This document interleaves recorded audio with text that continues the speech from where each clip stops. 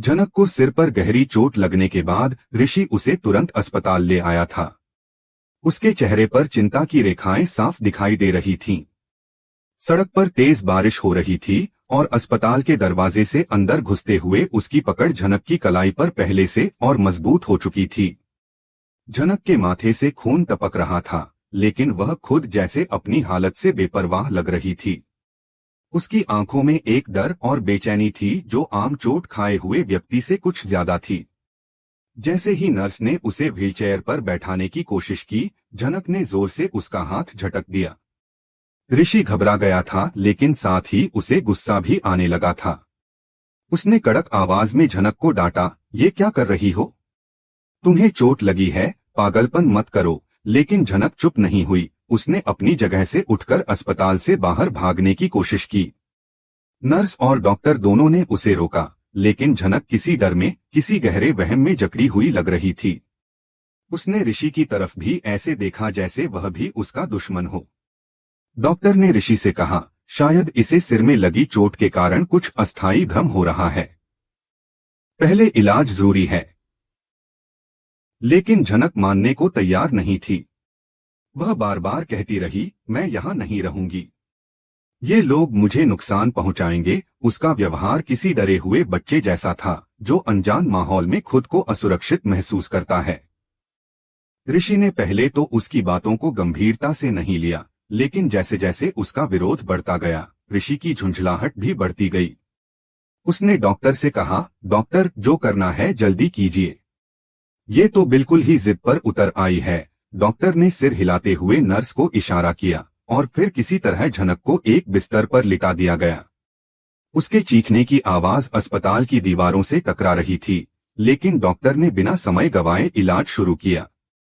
इलाज के दौरान भी जनक आंखें बंद करके कांपती रही, जैसे उसके मन में कोई भयानक डर बैठा हो।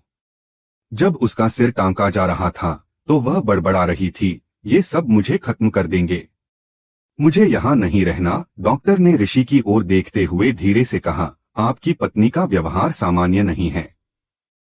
हमें संदेह है कि यह सिर्फ सिर की चोट का असर नहीं हो सकता। ऋषि ने उनकी बात सुनी, लेकिन मन ही मन उसकी झुंझलाहट चरम पर पहुंच चुकी थी। मैं यहाँ इसे बचाने लाया हूँ, और ये है कि नाटक कर रही है, ऋषि ने खुद से कहा। उसे यह सोचकर और गुस्सा आ रहा था कि एक तो वह पहले से ही परेशान है, ऊपर से जनक का यह अजीब व्यवहार किसी और ही कहानी की तरफ इशारा कर रहा है। वह खुद से यह सवाल पूछने लगा कि क्या यह वही जनक है जिसे वह जानता था? क्या वह हमेशा से ऐसी थी और उसने कभी देखा नहीं? इलाज पूरा होने के बाद भी जनक की बेचैनी कम नहीं हुई। वह बार बार उठने की कोशिश करती, इधर उधर देखती और हर किसी से डरी हुई नजरों से बातें करती। डॉक्टर ने उसे हल्का सा इंजेक्शन दिया ताकि वह कुछ देर के लिए शांत हो सके, लेकिन उससे पहले जनक ने अपनी सारी ताकत लगाकर नर्स का हाथ झटकते हुए जोर से चिल्लाया, मुझे यहाँ नहीं रहना, मुझे छोड़ दो। इस सारी घटना के बाद जब जनक कुछ देर के लिए बेहोश हुई, तो ऋषि अकेले बैठकर सोचने लगा। वह डॉक्टर की बातों को याद कर रहा था, यह सिर्फ सिर की चोट का असर है या इसके पीछे कुछ और? उसने जनक के बीते कुछ दिनों के बर्ताव को याद किया। सच में वह पहले ऐसी नहीं थी। इतने डरपोक और आक्रामक दोनों ही एक साथ कभी नहीं रही थी। ऋषि की आंखों में अब सिर्फ गुस्सा नहीं था, उसमें एक अनकहा डर भी था। वह डर जो किसी अपने को खोने का होता है, या यह जानने का कि शायद जिसे वह अपना समझ रहा था, वह किसी और ही सच्चाई से जूझ रही है।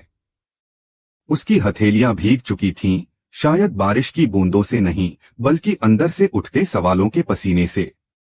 अस्पताल के उस सन्नाटे में सिर्फ मशीनों की बीप की आवाज थी और जनक की धीमी सांसें। लेकिन ऋषि की आंखें अब जनक के चेहरे से नहीं, बल्कि उस सच की तलाश में भटक रही थीं जो अभी तक उसे बताया नहीं गया था। कुछ ही देर बाद डॉक्टर ने आकर बताया, हमने सीटी स्कैन किया है, चोट गहरी है लेकिन जानलेवा नहीं। हाँ, मानसिक स्थिति पर असर पड़ सकता है। इससे जनक का ऐसा व्यवहार स्वाभाविक है, लेकिन साथ ही उन्होंने एक और बात जोड़ी, कभी कभी मरीज जानबूझकर भी ऐसा नाटक कर लेते हैं, खासकर जब वे किसी चीज से बचना चाहते हैं। डॉक्टर की यह आखिरी बात ऋषि के मन में जाकर ठहर गई। क्या वाकई झनक कुछ छुपा रही है? क्या वह इस चोट को बहाना बनाकर कुछ और कर रही है? या क्या वाकई वह दर्द में है और ऋषि ही उसे समझ नहीं पा रहा? इन सवालों के जवाब अभी सामने नहीं थे, लेकिन इतना तय था कि झनक अब पहले जैसी नहीं रही। उसकी आंखों का डर, उसकी हरकतें और उसका ऋषि से दूरी बनाना, सब कुछ किसी गहरे रहस्य की ओर इशारा कर रहा था। और यही रहस्य अब ऋषि को अंदर से मथने लगा था। ऋषि का गुस्सा अब धीरे धीरे उसकी सोच और समझ पर हावी होता जा रहा था। झनक के व्यवहार ने उसकी सहनशक्ति को लगभग तोड़ ही दिया था।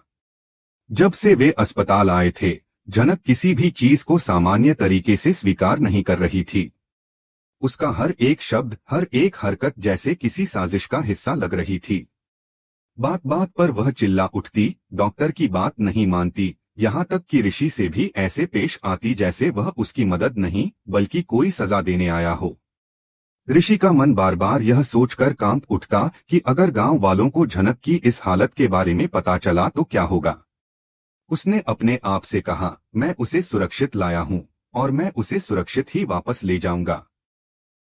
उसके इस सोच के पीछे सिर्फ उसका गुस्सा या आत्मसम्मान नहीं था, बल्कि उस जिम्मेदारी की भावना भी थी जो झनक के प्रति अब धीरे धीरे गहराती जा रही थी।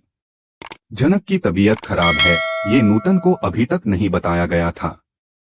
ऋषि जानता था कि अगर नूतन को भनक भी लग गई कि झनक को चोट लगी है और वह अस्पताल में है, तो पूरा गांव उसके सिर पर चढ़ बैठेगा। गांव की परंपराएं और लोगों की सोच ऋषि को अच्छी तरह से मालूम थी। वहां अगर किसी लड़की को किसी लड़के के साथ अकेले में देखा जाता है तो भी सवाल उठते हैं, और यहाँ तो बात चोट और अस्पताल तक पहुंच गई थी। इसलिए ऋषि ने तय कर लिया कि चाहे कुछ भी हो जाए, वह झनक को सही सलामत अपने साथ लेकर जाएगा और उसे घर पहुंचाएगा, बिना किसी को कुछ भी बताए। उसके मन में अब डर के साथ साथ एक और बात घर करने लगी थी, क्या वह झनक के लिए कुछ महसूस करने लगा है? क्या उसका यह गुस्सा, यह चिंता, यह बेचैनी किसी और ही भावना की शुरुआत है? झनक का हाल हालांकि अभी भी स्थिर नहीं था। वह अस्पताल के बेड पर अधमुंदी आंखों से छत की तरफ देख रही थी, जैसे कुछ सोच रही हो। उसकी सांसें थोड़ी तेज थीं, लेकिन अब वह चुप थी। शायद दवा का असर था या फिर थकावट का। ऋषि ने उसकी ओर देखा और पहली बार उसकी आंखों में कोई आरोप नहीं था, सिर्फ एक सवाल था, क्यों? ऋषि वहीं कुर्सी पर बैठ गया, झनक के सिरहाने। नर्स ने आकर कहा, थोड़ी देर और रुकिए, फिर आप इन्हें घर ले जा सकते हैं। लेकिन ऋषि के मन में कई बातें घूम रही थीं। वह जानता था कि अस्पताल से घर तक का सफर आसान नहीं होगा। अगर रास्ते में झनक ने फिर कोई हंगामा किया तो क्या होगा? क्या वह संभाल पाएगा? लेकिन फिर भी उसने तय कर लिया था कि अब वह कोई रिस्क नहीं लेगा। वह झनक को बाहर की दुनिया से, गांव वालों की नजरों से और खुद उसके डर से भी बचाएगा। थोड़ी देर बाद जब झनक की आंखें पूरी तरह खुलीं, तो उसने देखा कि ऋषि अभी भी वहीं बैठा है। उसके चेहरे पर गुस्से की छाया तो थी, लेकिन उसके पीछे एक अनकही फिक्र भी झलक रही थी। झनक ने धीमी आवाज में पूछा, क्या मैं घर जा सकती हूँ? ऋषि ने सख्ती से जवाब दिया, अगर तुम्हें फिर से कोई ड्रामा नहीं करना है तो चलो। झनक चुप रही। शायद अब उसमें इतनी ताकत नहीं थी कि वह कुछ और कह सके। अस्पताल से निकलते वक्त ऋषि ने नर्स को धन्यवाद कहा और एक फॉर्म पर हस्ताक्षर किए। बाहर निकलते ही ठंडी हवा ने दोनों को छू लिया। एक पल के लिए सब कुछ शांत लगने लगा, लेकिन ऋषि जानता था कि असली तूफान तो अब शुरू होगा। जैसे ही वे गांव की ओर बढ़े, ऋषि की सोच और भी गहरी होती चली गई। उसके मन में एक ही बात बार बार आ रही थी, जब वह झनक को घर ले जाएगा तब क्या होगा? नूतन की प्रतिक्रिया कैसी होगी? गांव वाले क्या कहेंगे? और सबसे बड़ा सवाल, क्या झनक दोबारा वही अजीब व्यवहार करेगी? ऋषि की आंखों के सामने गांव का वो दृश्य घूमने लगा, लोगों की भीड़, चुभती निगाहें, कानाफूसी, और उन सबके बीच खुद को अकेला महसूस करता हुआ वह। उसे यह डर सता रहा था कि कहीं वह सब फिर से न दोहराया जाए जो पहले हो चुका है। लेकिन फिर उसने खुद को समझाया, अब की बार मैं किसी को कुछ कहने का मौका नहीं दूंगा। मैं झनक का ख्याल रखूंगा, चाहे जो भी हो। जनक अब ऋषि की कार की पिछली सीट पर चुपचाप बैठी थी। उसकी आंखें खिड़की से बाहर देख रही थीं, लेकिन उसकी सोच कहीं और भटक रही थी। शायद वह भी सोच रही थी कि गांव लौटने के बाद क्या होगा। यह सफर केवल अस्पताल से गांव तक का नहीं था। यह सफर था दो लोगों के बीच पनपते संबंधों का, भरोसे का, डर का और आने वाले तूफान का। जब ऋषि झनक को अपने घर ले जाएगा, तब न सिर्फ उसका सामना गांव वालों से होगा, बल्कि खुद से भी। क्या वह झनक की सच्चाई जान पाएगा? क्या झनक वाकई डर में थी या वह कुछ और छिपा रही थी? क्या ऋषि अपने गुस्से और झुंझलाहट से ऊपर उठकर उसकी हिफाजत कर पाएगा? यह सब सवाल उनके बीच अब खामोशी बनकर तैर रहे थे। और जब वह घर पहुंचेगा, तभी इन सवालों के जवाब भी शायद मिलेंगे या शायद और नए सवाल जन्म लेंगे। कहानी अब यहाँ से एक नए मोड़ की तरफ बढ़ रही थी, जहाँ सिर्फ झनक की चोट नहीं, बल्कि ऋषि का विश्वास भी इम्तिहान में था।